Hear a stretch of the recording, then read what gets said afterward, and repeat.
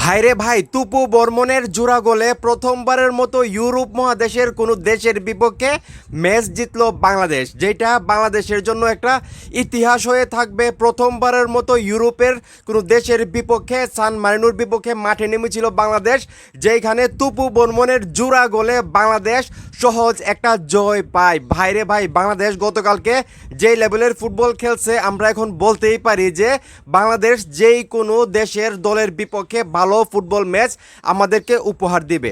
যারা গতকাল ম্যাচ দেখেছেন আপনারা সবাই জানেন, গতকালকে তুপু বর্মন বাংলাদেশের হয়ে জ্বলে ওঠেন এবং উনি কিন্তু 2টা গোল করেন, যেইখানে আসলে সান মারিনো 1টি গোল করেন, যার কারণে আমরা 2-1 গোলে আসলে ম্যাচটা জিতে যাই এবং প্রথমবারের মতো ইউরোপ মহাদেশের বিপক্ষে আমরা ম্যাচ জিতি। এর আগে কিন্তু কখনো আমরা ইউরোপের কোনো দেশের বিপক্ষে আমরা ম্যাচ খেলি নাই।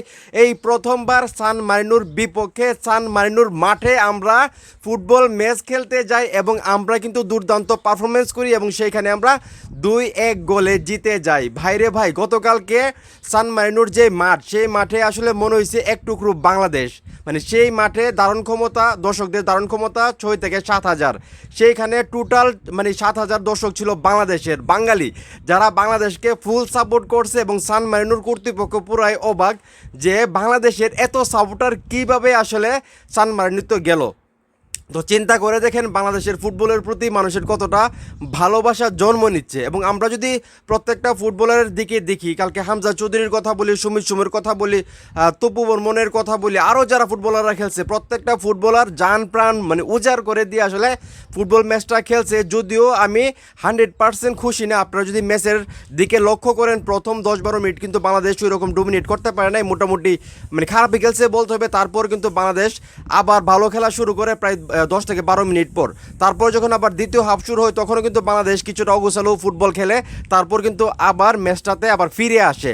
তো টোটালি কিন্তু প্রত্যেকটা ফুটবলার ভালো ম্যাচ খেলছে। সান মারিনোর বিপক্ষে তাদের মাঠে 2-1 গোলে জিতা, সেটা কিন্তু বাংলাদেশের ফুটবলের জন্য একটা ইতিহাস হয়ে থাকবে। এবং আমি যেটা বললাম, ইউরোপ মহাদেশের বিপক্ষে প্রথমবারের মতো বাংলাদেশের এই জয় বাংলাদেশের প্রত্যেকটা ফুটবলারকে যেরকম অনুপ্রাণিত করবে, বাংলাদেশের সাধারণ যারা ভক্ত, যারা ফুটবলকে ভালোবাসে, তাদেরকে আরও উৎসাহিত করবে বাংলাদেশ দলকে সাপোর্ট করার জন্য। এবং আজকে থমাস ডুলি, উনি তো বাংলাদেশের নতুন কোচ, সেটা আপনারা সবাই জানেন।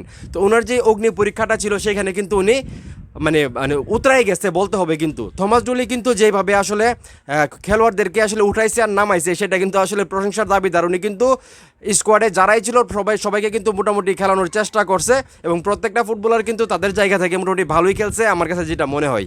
তো যাই হোক, দিন শেষে কে খারাপ খেললো কে ভালো খেললো সেটা আমি দেখতে চাই না। বাংলাদেশ জাতীয় ফুটবল দল প্রথমবারের মতো ইউরোপের কোনো দেশের বিপক্ষে খেলতে গেছে এবং সেখানে জয় নিয়ে দেশে ফিরতেছে। এর চাইতে গুড নিউজ আমার জন্য আর হইতে পারে না। তাই কে ভালো খেললো কে খারাপ খেললো সেটা আমি দেখতে চাই না। আমি শুধু বাংলাদেশ ফুটবল দলকে অনেক অনেক অভিনন্দন জানাতে চাই যে তারা আমাদের মনের আশা পূরণ করছে। প্রথমবারের মতো ইউরোপ মহাদেশের বিপক্ষে খেলতে গেছে এবং প্রথমবারই তারা 2-1 গোলে জিততে দেশে ফিরতেছে, এটি আমার জন্য পাওয়া। তো এখন এই মুহূর্তে যারা আমার এই ভিডিও দেখতেছেন, গতকালকে বাংলাদেশের যে ম্যাচ হলো সান মারিনোর বিপক্ষে, আপনারা ম্যাচে আসলে কতটা ভালো লাগছে আপনাদের কাছে, বা এই ম্যাচে আপনাদের পাওনাটা কী ছিল, সেটা অবশ্যই কমেন্ট করে জানাবেন। ভিডিওটা ভালো লাগলে অবশ্যই শেয়ার করবেন।